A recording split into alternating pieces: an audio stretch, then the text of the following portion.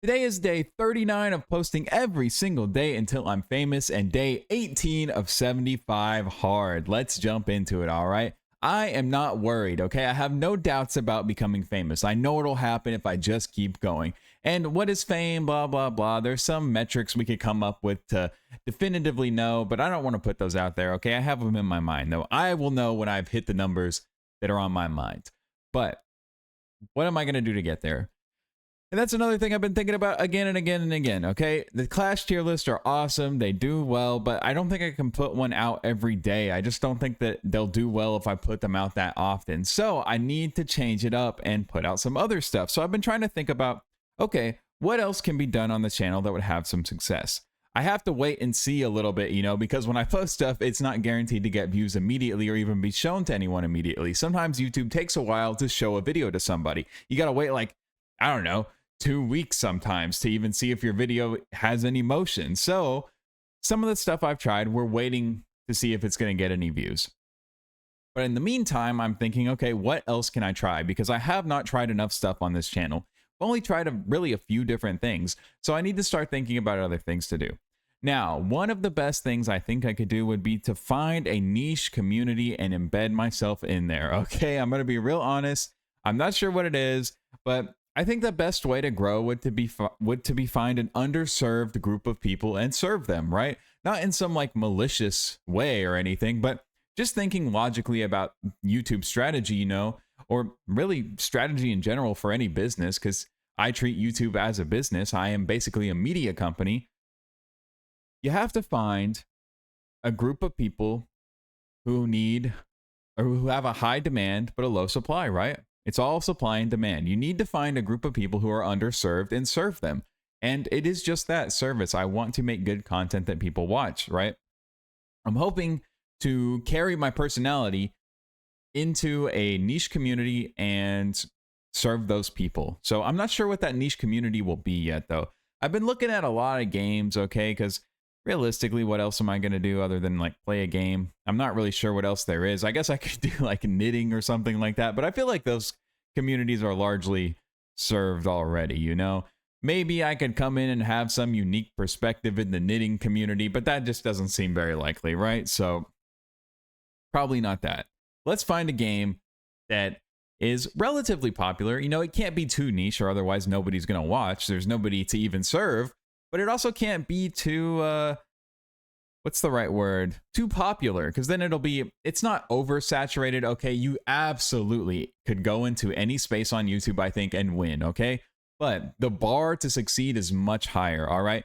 Our Overwatch videos that, we broke into Overwatch 8 years after it had been released, okay? Already on Overwatch 2 by the time that we started making Overwatch content. This meant that the bar for good Overwatch content was incredibly high in a way. There were a lot of people who were just doing I don't know, I don't want to be mean, but streamer slop where they're playing the game and then talking and being fun.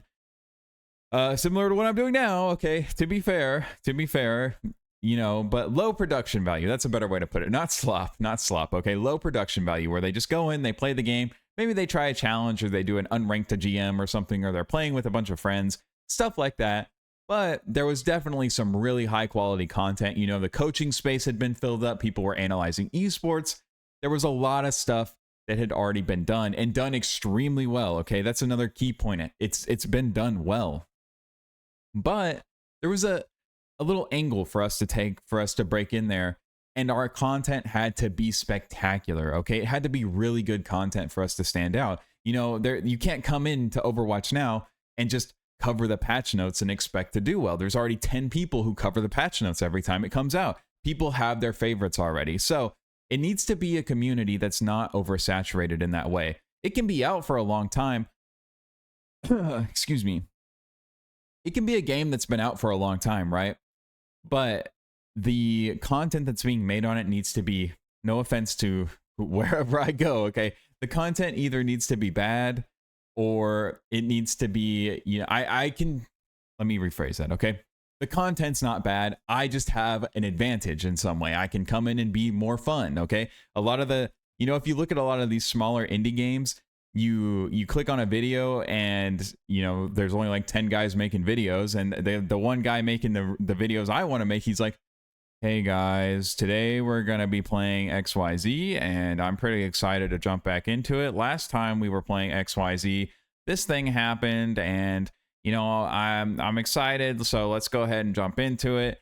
Click start, and then you wait 10 minutes for the game to load, and then he's like, okay guys, we're having a lot of fun, let's go ahead, I need to max out my Morgles or whatever.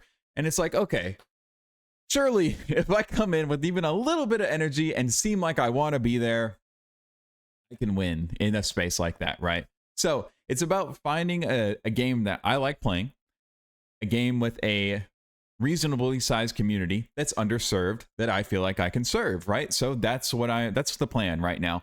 And then we'll try stuff there and see what happens, okay? Because frankly, I'll keep making Clash tier list as long as they get views. I know I've said I would do that and then said I wouldn't. Now I'm back to saying I'll do it. But listen, you're along for the ride, okay? If you're here watching these, you're along for the ride. Stuff is going to change in real time. That's like it's a privilege and a curse in a way. You get to see stuff change in real time, but you also have to deal with me changing my mind all the time and stuff like that. It's just part of the game, okay? I'm figuring it out, and you're watching that happen in real time. With that said, it's been difficult to find a game that I'm like, it hits all those points, okay? I originally got started and had my first successes on YouTube in a game just like this. It's called Vintage Story. People call it knockoff Minecraft or hardcore Minecraft or Minecraft for adults. And I saw a video titled 100 Days in Vintage Story, and I watched it and I was like, wow, this is cool. Why have I never heard of this game before? And I go and look, and nobody's making any content on it. All of it is low production value. So I was like, okay, I go to my girlfriend, I'm like, I think that we can own this space. If we come in there and make some good videos, we can win. And you know what? Here, just to prove it to you, I think it'd be fun, to show you a little bit of the Colin B history. Let's go look at the channel real quick. But anyway, we went in and we made content that was not fantastic. Okay, I've learned a lot since then. Certainly learned how to make way better content since then. But it was better than a lot of the stuff that was being made. It was more interesting. There was more going on. So we were able to win in that way. We found an advantage that we could have. Okay, well, I'm signing into the account, right? I didn't plan for this. I had no idea I was gonna do this. Okay, but yeah, so found a place where we could win because there was low competition but high demand. I saw, people love that 100 Days of Vintage Story video, so I was like, okay, surely we can go and make that happen, we can win there. And I feel like this will be interesting for people to see because it's, here's like history. We are the Vintarian. What surprise? I'm the Vintarian. Okay, you can see a lot of these videos like have really good views now. If we click on one of them though, they've been gaining views for a really long time. But this is the first time I ever had real success on YouTube. Okay, this is the first time like ever got like 40K views on this video, or 10K I think it was at the time, and I was like, oh my god.